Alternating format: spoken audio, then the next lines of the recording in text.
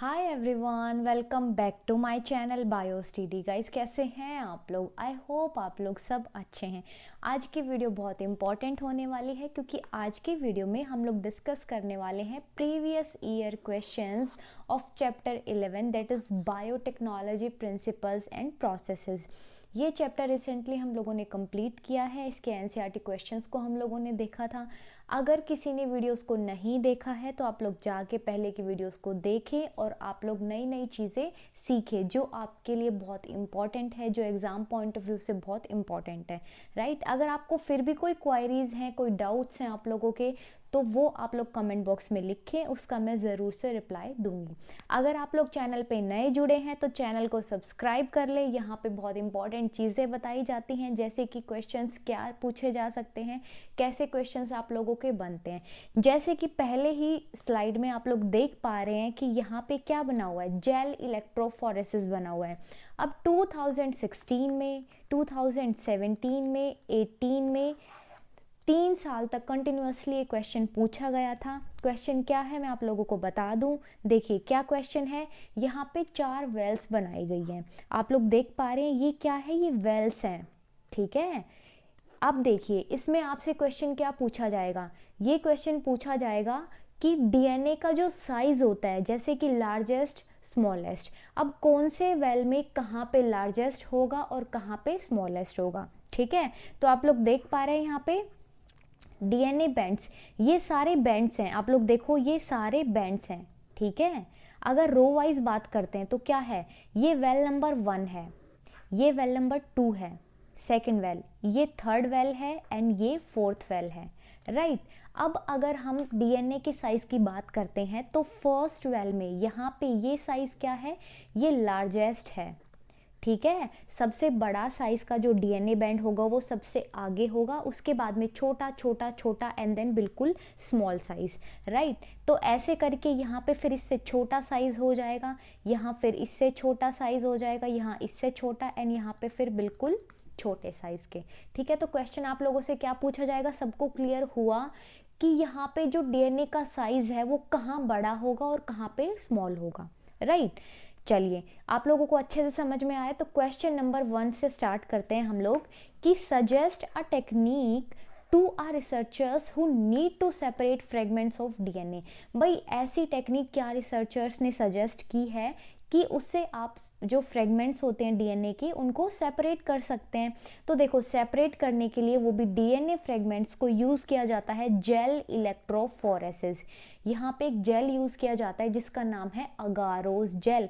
तो जेल का भी नाम पूछ लेते हैं कि यहाँ पे कौन सा जेल यूज़ किया जाता है, ठीक है। अगारोस जेल यहाँ पे यूज़ किया जाता है जिसको सी वीड से हम लोग एक्सट्रैक्ट आउट करते हैं, राइट। इसको सेपरेट करने के लिए यूज़ किया जाता है डीएनए के फ्रेगमेंट्स को। यही मैंने सेम डायग्राम अभी आप लोगों को समझाया है। क्या है, यहाँ पे लार्जेस्ट डीएनए का बैंड होगा और यहाँ पे बिल्कुल स्मॉलेस्ट वाला, right. Second question is write the 2 components of the first artificial recombinant DNA molecule constructed by the Cohen and Boyer। भाई 2 कंपोनेंट बताने हैं first artificial recombinant DNA molecule को जब कंस्ट्रक्ट किया था कोहन और बॉयर ने, तो क्या ज़रूरत थी, मतलब क्या वो 2 कंपोनेंट्स है जिनकी बहुत ज़्यादा रिक्वायरमेंट थी। तो देखिए यहाँ पे रेस्ट्रिक्शन एंजाइम और वेक्टर, 2 चीज़ें बहुत इंपॉर्टेंट है। रेस्ट्रिक्शन एंजाइम तो क्या करेगा, कट करने के लिए यूज़फुल होगा। कोई भी डीएनए का फ्रेगमेंट है, ठीक है, ये हमारा जीन ऑफ इंटरेस्ट है, मतलब इस वाले फ्रेगमेंट में हम लोगों को ये वाला पीस चाहिए, मतलब ये वाला छोटा सा पोर्शन हम लोगों को अपने रिकॉम्बिनेंट के लिए चाहिए होगा, ठीक है। तो यहाँ पे जो ये इंटरेस्टेड डीएनए है इसको कट करने के लिए यूज आएगा रेस्ट्रिक्शन एंजाइम, ठीक है। रेस्ट्रिक्शन एंजाइम के बिना कट नहीं होगा तो कटिंग के लिए रेस्ट्रिक्शन एंजाइम, राइट। अब कट नहीं होगा तो आगे रिकॉम्बिनेंट डीएनए भी नहीं बन पाएगा, तो कट करना बहुत ज़रूरी है। दूसरी चीज़ यहाँ पे है वेक्टर। वेक्टर क्या है, एक व्हीकल की तरह होता है, ठीक है। जैसे आप लोग व्हीकल में बैठ के कहीं पे भी जाते हैं, कोई भी काम आप अपना करते हैं, तो हमें रिकॉम्बिनेंट डीएनए बनाना है और हम लोगों को उसके लिए फिर वेक्टर की ज़रूरत पड़ेगी, साधन की ज़रूरत पड़ेगी, ठीक है। तो व्हीकल इसके लिए बहुत इंपॉर्टेंट हो जाएगा। तो 2 चीज़ें रेस्ट्रिक्शन एंजाइम एंड वेक्टर, यहाँ पे 2 कंपोनेंट्स हैं, राइट। क्वेश्चन नंबर 3 की ओर बढ़ते हैं guys. Why do DNA fragments move towards the anode. जो डीएनए के फ्रेगमेंट्स होते हैं वो एनोड की तरफ क्यों मूव करते हैं? जेल इलेक्ट्रोफोरेसिस के अंदर। जेल इलेक्ट्रोफोरेसिस में इलेक्ट्रोड होती हैं, एनोड एंड कैथोड। एनोड है, सपोज करो ये कैथोड है, ठीक है। और हमारा डीएनए फ्रेगमेंट क्या होता है? डीएनए फ्रेगमेंट होता है students negatively charged.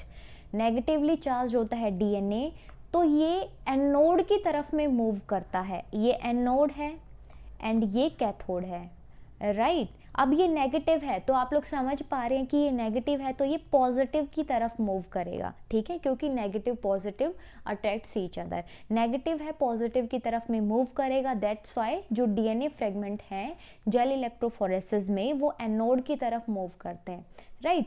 Question number 4, देखिए ये क्वेश्चंस बहुत इजी हैं लेकिन आपको ये क्वेश्चंस बहुत अच्छे से समझने हैं। जैसे कि आप लोगों को ये चीज़ें, एक आप क्वेश्चन को पकड़ लो उसके बाद में सारे उससे रिलेटेड क्वेश्चंस को अच्छे से समझो।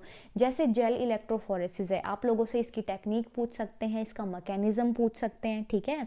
2 मार्क्स के क्वेश्चन में जेल कौन सा यूज़ किया जाता है वो पूछ सकते हैं, इसमें कौन सा इथीडियम ब्रोमाइड क्यों यूज़ किया जाता है वो आप लोगों से पूछ सकते हैं, ठीक है। डीएनए का फ्रेगमेंट जो है वो नेगेटिव चार्ज होता है तो वो किधर मूव करेगा ये आप लोगों से पूछ लिया जाएगा। तो जेल इलेक्ट्रोफोरेसिस की कंप्लीट नॉलेज होना आप लोगों को बहुत ज़रूरी है, ठीक है। जिसने पहले की वीडियोज़ को नहीं देखा है आप लोग जाके देखे, पूरा चैप्टर मैंने अच्छे से समझाया हुआ है, राइट। क्वेश्चन नंबर 4 देखिए क्या है, why is it essential to have selectable markers in the colony vector. देखो सेलेक्टेबल मार्कर्स की ज़रूरत क्यों पड़ती है? सबसे पहले ये समझो कि सेलेक्टेबल मार्कर्स क्या होते हैं। देखो मार्कर आप लोग समझ रहे हो, मार्कर का यूज़ कहाँ किया जाता है? हाईलाइट करने के लिए। जो पार्ट इंपॉर्टेंट है उसको अलग से आप लोगों को दिखे कि हाँ भाई हम लोग को ये पार्ट अच्छे से पढ़ना है, ठीक है। तो उसके लिए आप मार्कर्स का यूज़ करते हैं, अंडरलाइन करने के लिए, फिर हाईलाइट करने के लिए। ऐसे ही सेलेक्टेबल मार्कर क्या करते हैं? सेलेक्ट करवाते हैं। Recombinant, non recombinant, transformant, non transformant, इनके बीच में डिफाइन करने के लिए हम लोग सेलेक्टेबल मार्कर्स का यूज़ करते हैं, ठीक है। अब आप लोग कंफ्यूज हो रहे हो, रिकॉम्बिनेंट सबको समझ में आता है। रिकॉम्बिनेंट का मतलब क्या है? कॉम्बिनेशन से बना हुआ।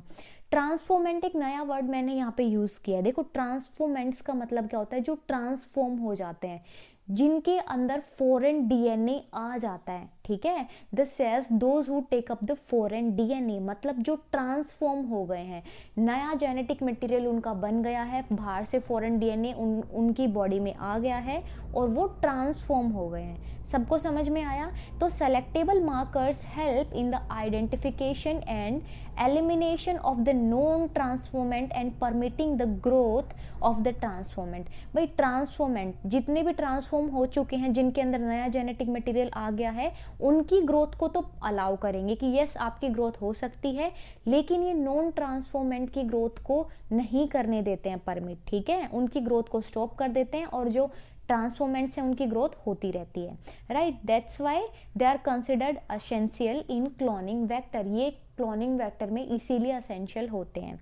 4 क्वेश्चन समझ में आए अब तक आप लोगों को। क्वेश्चन नंबर 5 देखिए क्या है, name the 2 enzymes that are essential for constructing our recombinant DNA. Recombinant DNA बनाने के लिए कंपोनेंट पीछे हम लोगों ने पढ़ा है, 2 कंपोनेंट हम लोगों ने क्या देखा था? रेस्ट्रिक्शन एंजाइम एंड दूसरा क्या था? उसमें व्हीकल था, मतलब उसमें एक वेक्टर का भी यूज़ किया जाता है, ठीक है। तो यहाँ पे देखो एंजाइम की अगर बात करते हैं तो वो है रेस्ट्रिक्शन एंजाइम और दूसरा है क्या? पॉलीमरेज एंजाइम और लास्ट में क्या है? लाइगेज। लाइगेज क्या कराता है? ज्वाइन कराने का काम कराता है, right. Restriction enzyme basically cut करने का काम करवाते हैं। ये 2 टाइप के होते हैं, इसको ना 2 पार्ट में डिवाइड कर लो आप लोग। रेस्ट्रिक्शन एंजाइम बेसिकली क्या है?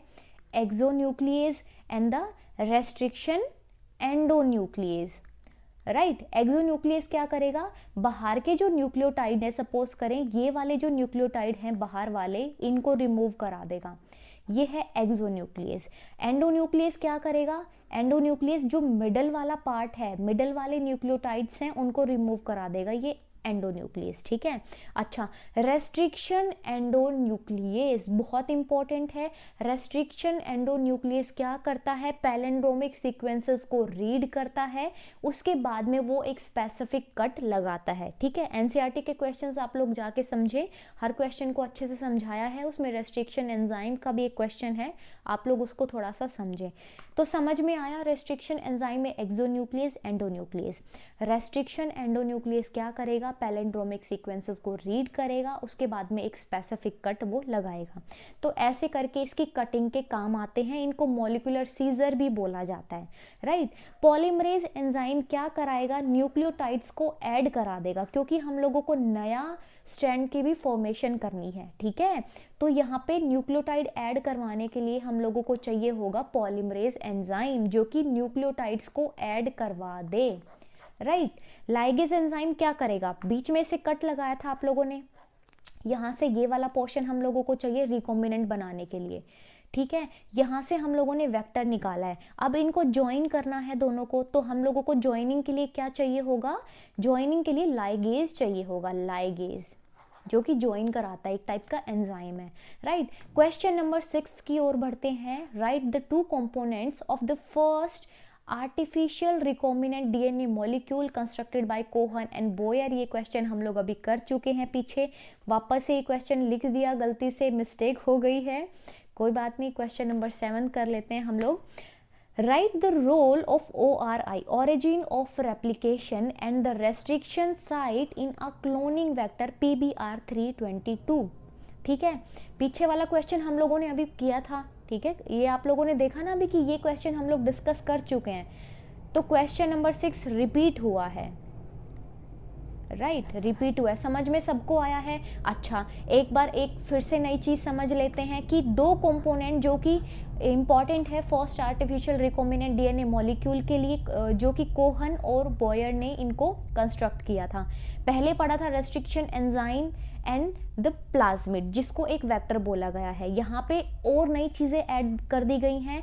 Two components are antibiotic resistant gene and the plasmid vector of Salmonella typhimurium। ठीक है, प्लाज्मिड वेक्टर कहाँ से लिया है, साल्मोनेला टाइफिम्यूरियम से लिया है, और यहाँ पे एंटीबायोटिक रेजिस्टेंट जीन को भी शो किया गया है। ठीक है, क्वेश्चन रिपीट हुआ था, लेकिन यहाँ पे आंसर इसका थोड़ा सा डिफरेंट है, राइट। एंटीबायोटिक रेसिस्टेंट जीन यहाँ पे आप लोगों को एक अच्छे से कंपोनेंट के अंदर वो चीज़ें लिख के दिखानी है। समझ में आया सबको। क्वेश्चन नंबर 7 देखिए, write the role of ORI and the restriction site in a cloning vector PBR322। तो देखो ORI क्या होता है, origin of replication, ठीक है। It is the genetic sequence that act as the initiation site. भाई ये एक सीक्वेंस होती है, ORI एक सीक्वेंस होगी जो कि इनिशिएशन साइट की तरह एक्ट करेगी। ठीक है, किस चीज के लिए इनिशिएशन साइट चाहिए हम लोगों को रेप्लिकेशन कराना है डीएनए का। सबको पता है कि डीएनए है, डीएनए का क्या कराना है, रेप्लिकेशन कराना है। तो रेप्लिकेशन कराने के लिए, इनिशिएट कराने के लिए हम लोगों को एक सीक्वेंस की ज़रूरत पड़ेगी, और वो सीक्वेंस को बोला जाता है origin of replication, right. Any fragment of DNA when linked to the ORI region can be initiated to replicate. Replicate तभी होगा तब ORI रीजन वहाँ पे होगा, वो पर्टिकुलर सीक्वेंस वहाँ पे होगी, डीएनए की ही सीक्वेंस होती है ORI। ठीक है, आगे फिर रेप्लिकेशन स्टार्ट हो जाता है, और रेप्लिकेशन होने के बाद में क्या होता है, आगे फिर ट्रांसक्रिप्शन होता है, पर्टिकुलर टाइप का प्रोटीन बनता है, ये सबको पता है, राइट। दूसरी चीजें हैं restriction site. It is the recognition site for the restriction enzyme. देखो रेस्ट्रिक्शन साइट, और पहले हमने क्या नाम देखा था, रेस्ट्रिक्शन एंजाइम। तो रेस्ट्रिक्शन एंजाइम जहाँ पे काम करते हैं जिस साइट के ऊपर, वो होती है रेस्ट्रिक्शन साइट। ठीक है, रिकॉग्नाइज कराते हैं कि भाई पर्टिकुलर यहाँ पे कट लगाना है। अब ऐसा तो नहीं है कि डीएनए में कहीं पे भी कट लगा देंगे, जो हमारे ज़रूरत की चीज़ नहीं है उसको भी कट कर देंगे, ऐसा तो नहीं है ना। तो रेस्ट्रिक्शन एंजाइम क्या करेगा, रिकॉग्नाइज करेगा, और वो जो पर्टिकुलर साइट होगी उसको रेस्ट्रिक्शन साइट बोलेंगे, राइट। जैसे कि such as EcoR1, HIN3, PVU1, BAM1, SAL1, ये सारी क्या है, रेस्ट्रिक्शन साइट्स होती हैं, राइट, जो कि रिकॉग्नाइज करती हैं। कौन रिकॉग्नाइज करेगा इसको, रेस्ट्रिक्शन एंजाइम्स, राइट। देखो अब यहाँ पे PBR322 का एक बहुत अच्छा सा डायग्राम बनाया हुआ है। तो यहाँ पे आप लोग देखो कि एक PBR 322 के अंदर होता क्या क्या है। देखो, ऑरिजिन ऑफ रेप्लिकेशन होता है, क्योंकि इसके बिना तो इनिशिएशन हो ही नहीं पाएगा। इनिशिएशन कराना है रेप्लिकेशन के लिए, तो वो इसके बिना पॉसिबल नहीं है। डीएनए की सीक्वेंस होती है ORI, बेसिकली डीएनए की ही एक सीक्वेंस को बोला गया है, राइट। अब उसके बाद में देखो आप लोग की, मैंने बताया था एंटीबायोटिक रेसिस्टेंट जीन भी होती हैं, जैसे कि एम्पीसाइक्लिन रेसिस्टेंट, टेट्रासाइक्लिन रेसिस्टेंट। एम्पीसाइक्लिन के अंदर क्या क्या होती हैं, PVU1 PST1, राइट। टेट्रासाइक्लिन में होती है BAM1 SAL1। तो टेट्रा आप लोग ऐसे करके याद करना, BAM1, BAM H1 and the SAL1, ये होती है टेट्रासाइक्लिन की। अच्छा, एम्पीसाइक्लिन की सबको समझ में आया, दोनों का नाम P से स्टार्ट है, PVU1 PST1। EcoR1, ये CLA1 HIND3, ये सब क्या है, ये क्लीवेज साइट हैं। ये क्या है, ये क्लीवेज साइट हैं जिनको रेस्ट्रिक्शन साइट भी बोला गया है। रेस्ट्रिक्शन साइट जो कि रिकॉग्निशन कराती हैं, रिकॉग्नाइज कराती हैं बाय द रेस्ट्रिक्शन एंजाइम, और फिर वहाँ पे वो कट लगाती हैं। सबको समझ में आया गाइस PBR 322 के अंदर क्या क्या होता है। चलो एक बार आप लोग ये चीज़ को रिपीट करके बताओ। इसमें होता है एक ऑरिजिन ऑफ रेप्लिकेशन। मैं इसीलिए ये चीज़ को डिस्कस कर रही हूँ क्योंकि ये क्वेश्चन आप लोगों से पूछा जा सकता है। आपको बहुत अच्छा सुंदर सा डायग्राम बनाना है इसका। उसके बाद में उसको एंटीबायोटिक रेसिस्टेंट जीन आप लोगों को बतानी है, एम्पीसाइक्लिन, टेट्रासाइक्लिन जिसके अंदर BAM1 SAL1 आते हैं, ठीक है। उसके बाद में क्लीवेज साइट जिसको रेस्ट्रिक्शन साइट भी बोला गया है, EcoR1, CLA1 HIND3, ये सब इसके अंदर आप लोगों को शो करना है। अगर आप लोगों से इनके फंक्शन पूछ लिया जाता है तो आप लोग इसके फंक्शन भी लिख देंगे, राइट। अच्छे से आप लोगों को इसके फंक्शन भी लिखने हैं। देखो, recognition sites are the genetic sequence from where the restriction enzyme cut the DNA. सबको समझ में आ गया, रेस्ट्रिक्शन एंजाइम कट करा देगा डीएनए को उस पर्टिकुलर साइट को रिकॉग्नाइज करके, ओके। क्वेश्चन नंबर 8 देखिए क्या है, what is EcoR1 and how does EcoR1 differ from an exonuclease. भाई EcoR1 क्या है और वो एक्सोन्यूक्लियस से कैसे डिफरेंट है, ओके। EcoR1 जो है रेस्ट्रिक्शन एंडोन्यूक्लियस एंजाइम है।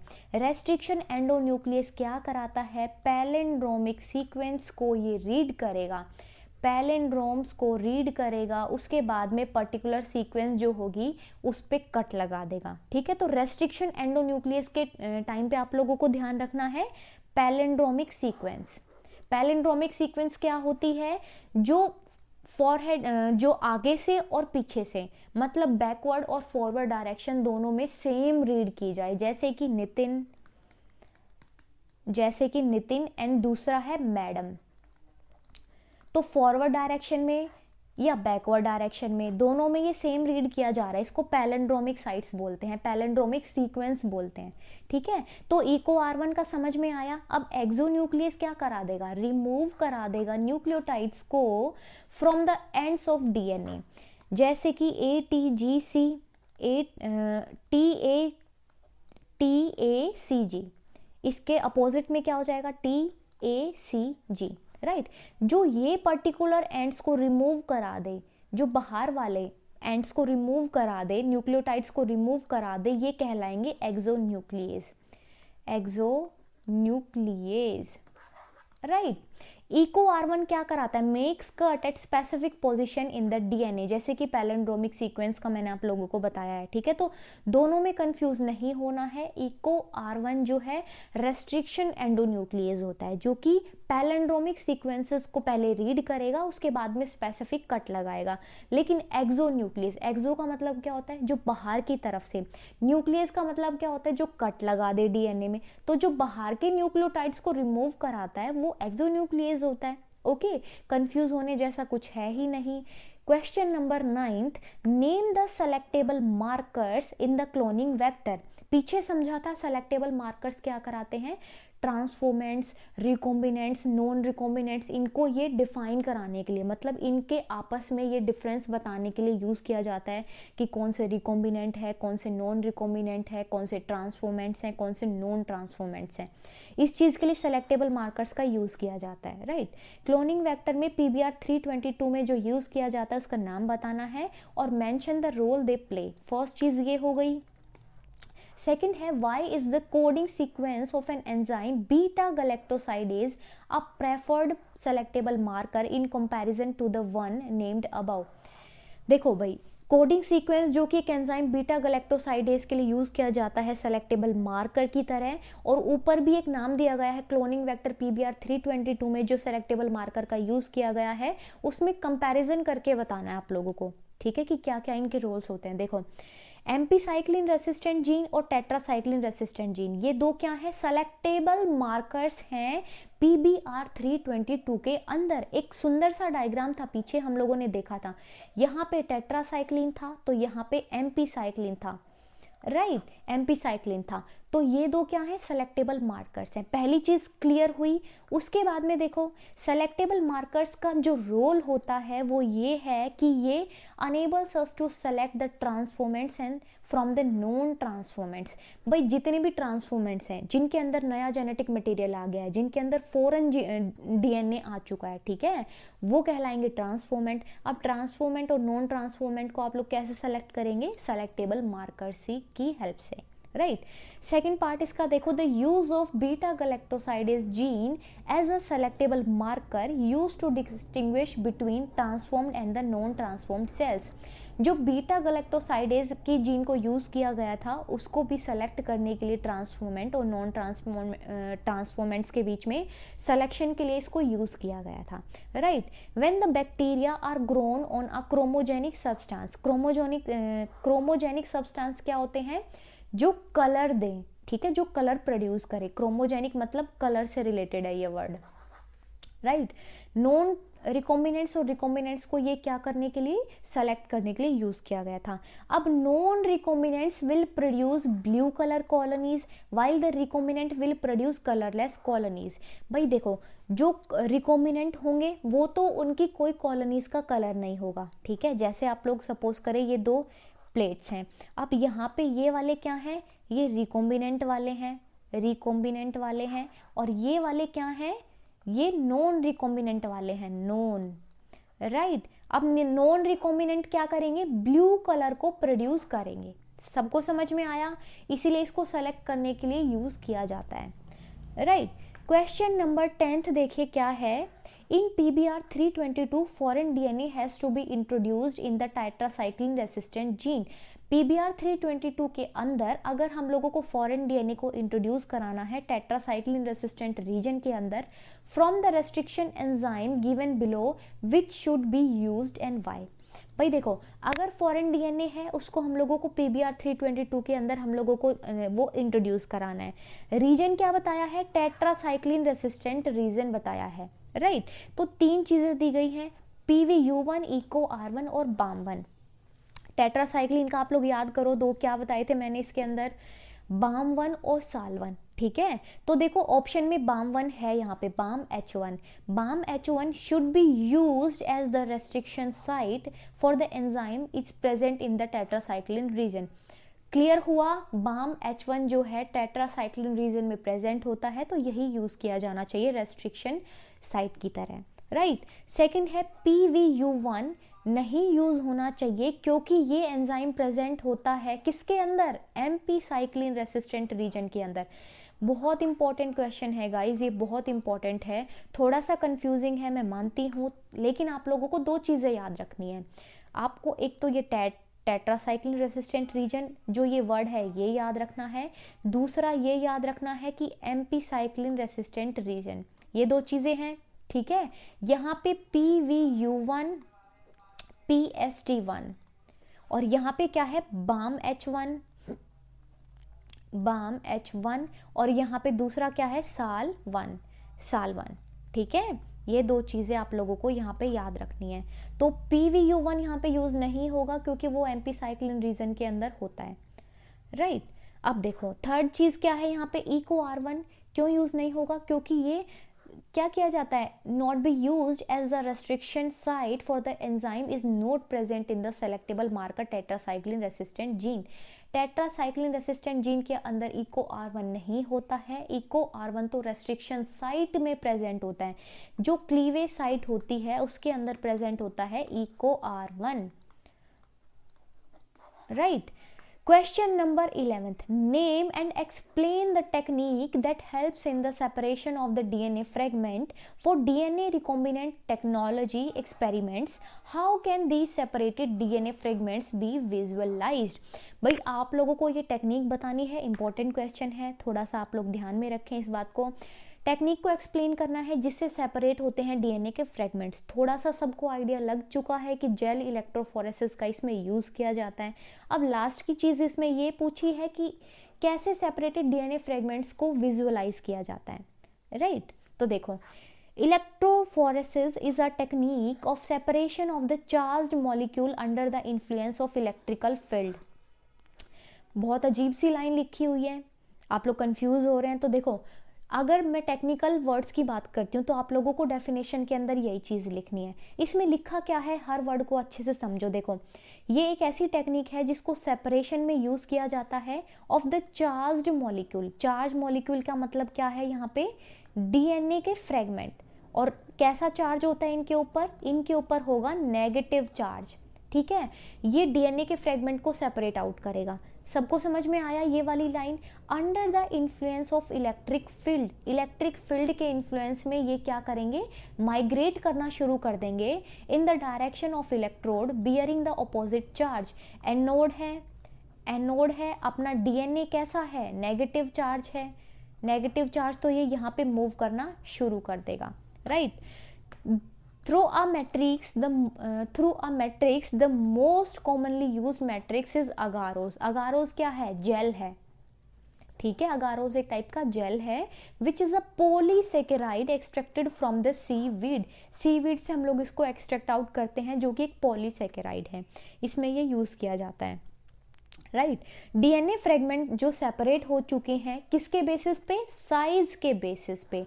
तो 2 मार्क्स के क्वेश्चन में या एमसीक्यूज में ये क्वेश्चन बनता है कि जो डीएनए फ्रेगमेंट सेपरेट आउट होते हैं वो किस बेसिस पे होते हैं? तो according to their size, right? The pores of the agarose gel, जो पोर्स होते हैं अगारोस जेल के छोटे छोटे, उनमें से जो ये डीएनए होगा ये सेपरेट आउट होता चला जाता है, ठीक है? The separated DNA fragment can be seen after staining the DNA. भाई जो डीएनए के फ्रेगमेंट सेपरेट आउट हो चुके हैं, अब उनको हम लोगों को विजुअलाइज करना है, तो हम लोग उसके लिए क्या डालेंगे? Ethidium bromide. ये भी एमसीक्यू बन सकता है, इथिडियम ब्रोमाइड। ऐसा क्या केमिकल हम लोग डालते हैं जिसकी वजह से जो डीएनए फ्रेगमेंट हैं वो विजिबल होते हैं, ठीक है? और ये विजिबल होते हैं जब एक्सपोज किया जाता है यूवी रेडिएशन के अंदर। तो ब्राइट कलर के ऑरेंज कलर्ड बैंड हम लोगों को विजिबल होते हैं, ब्राइट ऑरेंज कलर बैंड हम लोगों को विजिबल होते हैं, ठीक है? कोई भी डायग्राम आप लोग देख लें तो आपको कुछ ऐसे से दिखेगा। ये इतनी सी प्लेट आप लोगों को दिखेगी, यहाँ पे ये डीएनए है, ये पूरा यहाँ पे डीएनए है, ठीक है? ये डीएनए है, ये एनोड है, ये वेल्स हैं। वेल्स के अंदर हम लोगों को देखना है कि कौन सा डीएनए कहाँ पे है। यहाँ पे सबसे ज़्यादा जो बैंड, लार्जर बैंड्स होते हैं वो ये वाले हैं, स्मॉलर बैंड्स होते हैं वो ये वाले हैं, राइट? इथिडियम ब्रोमाइड नाम का केमिकल आप लोग यूज़ करते हैं इसके अंदर, ताकि आप लोगों को जो ब्राइट कलर के ऑरेंज बैंड बने हैं वो आप लोगों को अच्छे से विजिबल हो, राइट? देखिए question number 12th, why must bacterial cell be first made competent in the recombinant DNA technology? आप बैक्टीरियल सेल को पहले कॉम्पिटेंट क्यों बनाते हैं रिकॉम्बिनेंट डीएनए टेक्नोलॉजी के अंदर, ठीक है? सेकेंड पार्ट है name the method by which a alien DNA can be made to enter plant और द एनिमल सेल। तो डिफरेंट मेथड्स हैं, आप लोगों को मैंने पहले पढ़ाए हुए हैं ये, ठीक है? हाइड्रोफिलिक, एक जो डीएनए है एक हाइड्रोफिलिक मॉलिक्यूल होता है। देखो डीएनए नेगेटिवली चार्ज होता है, ये बात याद रखने लायक है। दूसरी क्या है, डीएनए जो है हाइड्रोफिलिक मॉलिक्यूल होता है, ठीक है? हाइड्रोफोबिक नहीं है, हाइड्रोफिलिक है। तो क्या होगा, it can not pass through the cell membrane, hence the bacterial cell are made competent. भाई ये देखो, यहाँ पे ये बैक्टीरियल सेल है, यहाँ पे कोई भी फॉरेन डीएनए है। अब बैक्टीरियल सेल जो है क्या हो जाएगा, बैक्टीरियल सेल ऐसा तो नहीं है कि वो फॉरेन मॉलिक्यूल को देख के वो ओपन अप हो जाएगी, उसके बाद में फॉरेन मॉलिक्यूल चला जाएगा, फिर वो वापस से बंद हो जाएगा, ऐसा नहीं है ना।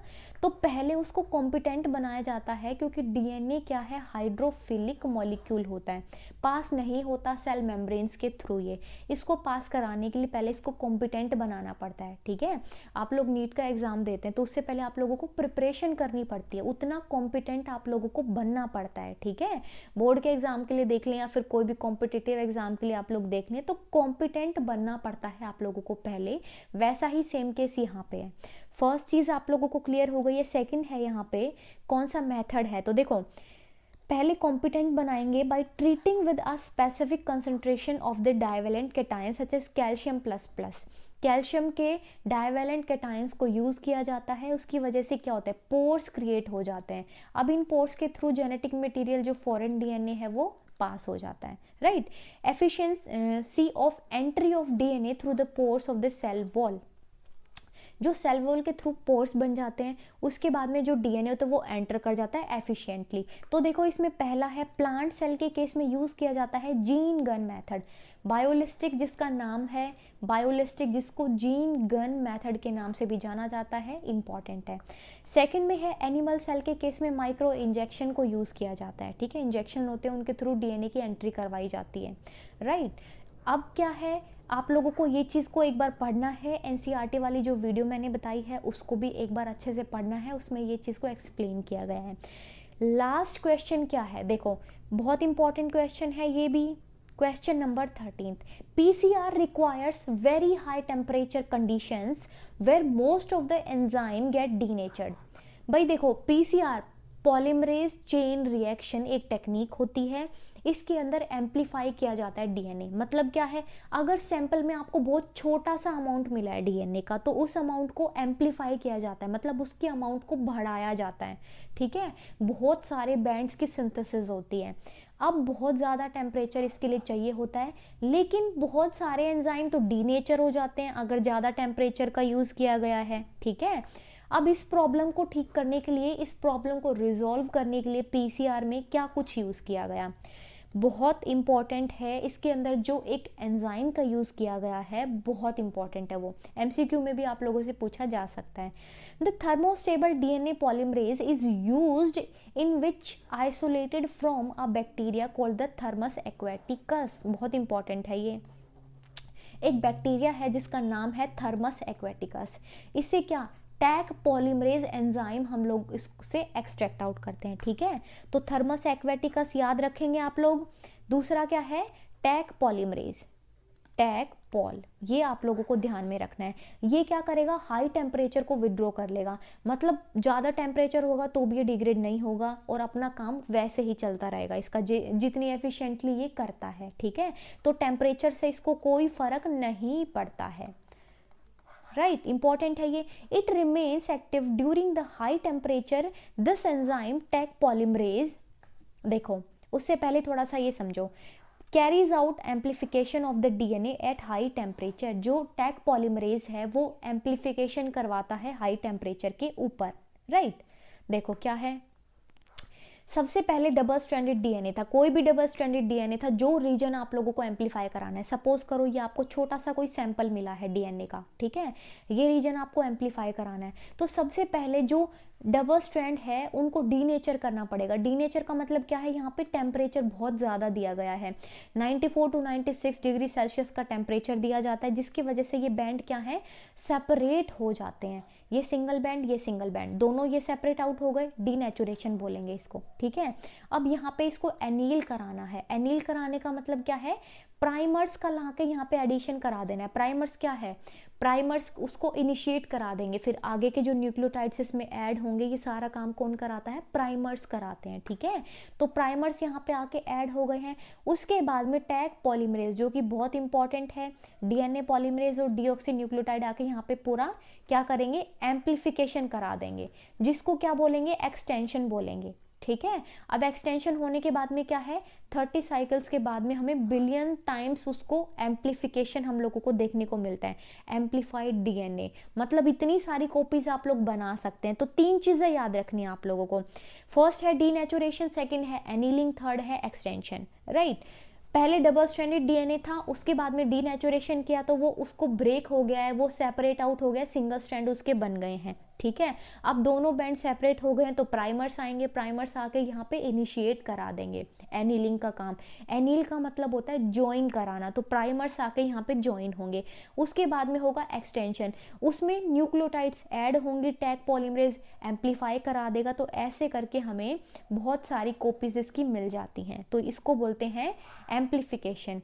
पीसीआर टेक्निक के थ्रू ये किया जाता है, राइट। एक छोटा सा क्वेश्चन और है, वो भी आप लोग समझ लो। वैसे इसको मैंने थोड़ा सा अच्छे से एक्सप्लेन कर दिया था, लेकिन फिर भी इंपॉर्टेंट क्वेश्चन है, एक बार फिर से मैं आप लोगों को करवा रही हूँ ये। List the key tools and steps used in the recombinant DNA technology. देखो ऐसे की टूल्स आप लोग बताओ, उनको सबको आप लोगों को लिखना है। तो यहाँ पे मैंने सारे स्टेप्स को लिखा हुआ है, राइट। देखो इसमें कुछ स्टेप्स हैं, अच्छा इसके बाद में डायग्राम भी है इसका जो बहुत इंपॉर्टेंट है, अच्छे से समझना है आप लोगों को। तो रिकॉम्बिनेंट डीएनए टेक्नोलॉजी में कुछ स्टेप्स यूज किए गए हैं, वो आप लोगों को अच्छे से बताने हैं। सबसे पहले है आइसोलेशन ऑफ डीएनए। जो भी फॉरेन डीएनए है, जो भी आपका इंटरेस्टेड डीएनए है, उसको आप लोग आइसोलेट कर लेंगे, निकाल लेंगे, ठीक है। दूसरा है fragmentation of the DNA by the restriction endonuclease. अब ये डीएनए आप लोगों ने यहाँ पे निकाल लिया, इसके बाद में इसका आप फ्रेगमेंट्स बना दोगे। कैसे बनाओगे, रेस्ट्रिक्शन एंडोन्यूक्लियस की हेल्प से, ठीक है। रेस्ट्रिक्शन एंडोन्यूक्लियस मतलब रेस्ट्रिक्शन एंजाइम का यहाँ पे यूज होगा। थर्ड में यहाँ पे क्या हो जाएगा, थर्ड स्टेप में है isolation of the desired DNA fragment. Desired DNA fragment का आइसोलेशन किया, उसके बाद में उसको एम्पलीफाई किया पीसीआर से, ठीक है, amplification of the gene of interest.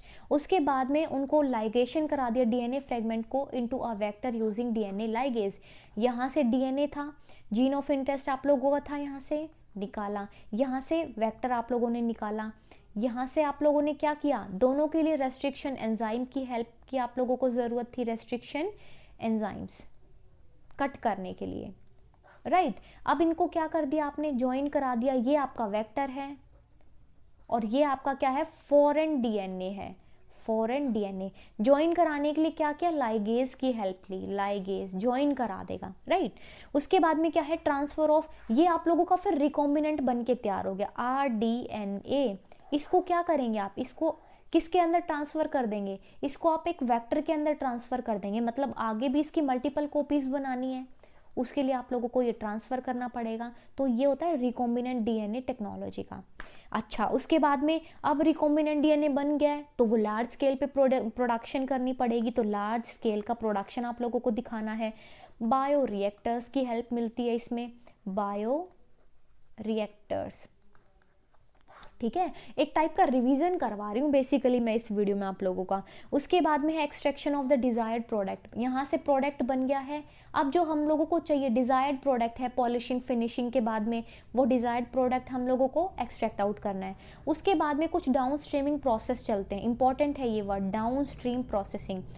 Desired product बनने के बाद में मार्केट में उतरने तक, मतलब मार्केट के लिए रेडी करना है, उसको बेचने के लिए, सेल करने के लिए, तो उसके बीच में जो जो स्टेप्स हैं जैसे कि पॉलिशिंग, फिनिशिंग उसकी प्रोडक्ट की, ठीक है। कभी कभी क्या होता है हम लोगों को एक्सट्रैक्ट आउट भी करना होता है जो हम लोगों को डिजायर्ड चीज़ें चाहिए, तो ये सारे स्टेप्स क्या कहलाते हैं, डाउन स्ट्रीम प्रोसेसिंग कहलाती है। तो डाउन स्ट्रीम प्रोसेसिंग करनी पड़ेगी, उसके बाद में मार्केट में वो जो पर्टिकुलर प्रोडक्ट है उसको आप सेल कर देंगे, राइट। तो ये था रिकॉम्बिनेंट डीएनए टेक्नोलॉजी के अंदर हम लोगों ने ये चैप्टर में से बेसिकली यही सीखा है कि कैसे आप लोग नया प्रोटीन बनाते हैं, नया रिकॉम्बिनेंट बनाते हैं आप लोग, ठीक है। और उसको फिर मार्केट में उस चीज़ को जो रिक्वायरमेंट होती है उसके अकॉर्डिंग फिर वो चीज़ें सेल कर दी जाती हैं, राइट। देखो यहाँ पे डोनर सेल था, न्यूक्लियस है, न्यूक्लियस में जेनेटिक मटेरियल है, यहाँ पे बैक्टीरिया है, बैक्टीरिया से हम लोगों को प्लाज्मिड चाहिए क्योंकि ये क्या है, वेक्टर है। वेक्टर किसको बोलते हैं, व्हीकल को बोलते हैं, व्हीकल, राइट तो देखो यहाँ से फॉरेन डीएनए निकाला जिसको जीन ऑफ इंटरेस्ट बोलते हैं, यहाँ से प्लाज्मिड वेक्टर को निकाल लिया। दोनों को निकालने के लिए हम लोगों को चाहिए रेस्ट्रिक्शन एंडोन्यूक्लियेज इको R1 कट करने के लिए, ठीक है। कट किया फॉरेन डीएनए और प्लाज्मिड डीएनए दोनों को, फिर क्या कर दिया, लाइगेट कर दिया, मतलब इनको ज्वाइन कर दिया। अब यहाँ से ये rDNA बन गया है, ठीक है, यहाँ से ये rDNA बन गया है, तो ये यहाँ पे हम लोगों को rDNA मिल गया। अब इसको होस्ट बैक्टीरिया में डाल देंगे ताकि इसके क्लोन्स बन जाए। क्लोन्स का मतलब होता है बहुत सारी कॉपीज मिल जाए। आप लोगों को डायग्राम दिख रहा हो तो ये ब्लू ब्लू नीचे ग्रीन कलर का सर्कल, मतलब क्या है, ये ट्रांसफॉर्मेंट्स हैं, ट्रांसफॉर्मेंट्स, जिसको आप लोग रिकॉम्बिनेंट्स भी बोलते हैं, रिकॉम्बिनेंट्स, ठीक है। सेलेक्टेबल मार्कर की हेल्प से इनको सेलेक्ट किया जाता है, राइट। उसके बाद में रिकॉम्बिनेंट प्रोटीन है, उसकी डाउनस्ट्रीम प्रोसेसिंग करवाई गई, मतलब प्योरिफिकेशन, पॉलिशिंग, ये सारी चीज़ें। उसके बाद में उसको मार्केट रेडी कर दिया प्रोडक्ट बेचने के लिए। अच्छा, उसके बाद में एक बहुत इंपॉर्टेंट डायग्राम है जो आप लोगों को ध्यान रखना है, ये है बायोरिएक्टर का, बायोरिएक्टर, ठीक है, ये आप लोगों को ध्यान रखना है। देखो इसमें क्या क्या है, इसमें एक मोटर का सेट किया गया है, मोटर सेट है इसमें। अच्छा, न्यूट्रिएंट्स डालने के लिए इसमें कुछ पंप्स बनाए गए हैं न्यूट्रिएंट्स के लिए। फॉर्म ज़्यादा बनती है तो एंटीफॉर्म डाली जाती है। इनोक्यूलम लाइन, यहाँ पे इनोक्यूलम डाला जाता है जिसको स्टार्टर बोलते हैं, ठीक है। यहाँ पे ये स्टेरर लगे हुए हैं, क्या कराते हैं, ये रोटेट कराने के लिए काम आते हैं, ठीक है। रोटेट कराते हैं, बहुत तेज इसकी स्पीड होती है ताकि वो अच्छे से पूरा मिक्स हो जाए। पीएच को मेंटेन करने के लिए पीएच यूज़ की जाती है। डिजॉल्व ऑक्सीजन लाइन का यहाँ पे शो किया गया है। अच्छा, बहुत ज़्यादा गर्म हो गया, टेम्परेचर बहुत ज़्यादा हो गया, तो जो कूल वाटर है, ठंडा पानी जैकेट में डाला जाता है ताकि थोड़ा नॉर्मल हो जाए, राइट। इसमें ये स्टिरर लगे हुए जिसके अंदर ब्लेड्स हैं, ये ब्लेड्स देख रहे हैं आप लोग, ये क्या कराते हैं, मिक्स कराने के लिए यूज़फुल होती हैं, राइट। अब जो प्रोडक्ट बन गया वो इस आउटलेट के थ्रू बाहर आ जाएगा, ये हम लोगों को मिल गया प्रोडक्ट। अच्छा, इसके अंदर भी 2-3 चीज़ें आप लोगों ने देखी थी बायोरिएक्टर में, एक था कॉन्टिन्यूस, एक था नॉन कॉन्टिन्यूस। कॉन्टिन्यूस वाले में क्या था, कॉन्टिन्यूसली सप्लाई करते हैं न्यूट्रिएंट्स की और कॉन्टिन्यूसली प्रोडक्ट बनता रहता है। जबकि नॉन कॉन्टिन्यूस वाला क्या था, एक बार न्यूट्रिएंट डाल दिया फिर वो प्रोडक्ट बन के आएगा, ठीक है। बैच वाला, जिसको बैच भी बोलते हैं, बैच बायोरिएक्टर्स, राइट। तो ये चीज़ें हैं गाइज, आप लोगों का ये चैप्टर फिनिश हो चुका है। इसके बाद में हम बायोटेक्नोलॉजी का नेक्स्ट चैप्टर हम लोग अच्छे से उसको पढ़ेंगे। अगर आप लोग चैनल पे नए हैं तो चैनल को ज्वाइन कर लें। कल मिलते हैं, बाय, टेक केयर।